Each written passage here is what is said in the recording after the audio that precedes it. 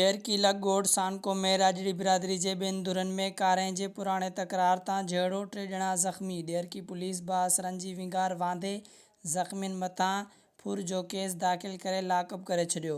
मुतासिर धुर जो बासरनि ऐं पुलिस ख़िलाफ़ एहतजाज कयो वियो। उन मौक़े ते लश्कर खान राजड़ी, वाहिद राजड़ी, अब्दुल जब्बार राजड़ी, बरकत राजड़ी ऐं ॿिनि चयो त 6 महीना अॻु असांजे भाइर मथां सिकंदर राजड़ी वारी धुर कारें इल्ज़ाम हयो हो, जंहिं जो असां फ़ैसिलो बि ॾियण लाइ तयारु आहियूं, पर उहो फ़ैसिलो कनि नथा चाहिनि।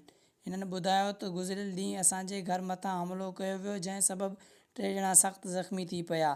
असीं ज़ख़्मियुनि जो लेटर खणी ॾेरकी थाणे ते पहुतासीं त ॾेरकी पुलिस सरदार नूर मोहम्मद ख़ान लुंड जे चवण ते असां मथां फुर जो कूड़ो केस दाख़िल करे असांजा 3 ॼणा मीर मोहम्मद राजड़ी, सादिक राजड़ी, शमर राजड़ी खे गिरफ़्तार करे लाकअप करे छॾियो आहे।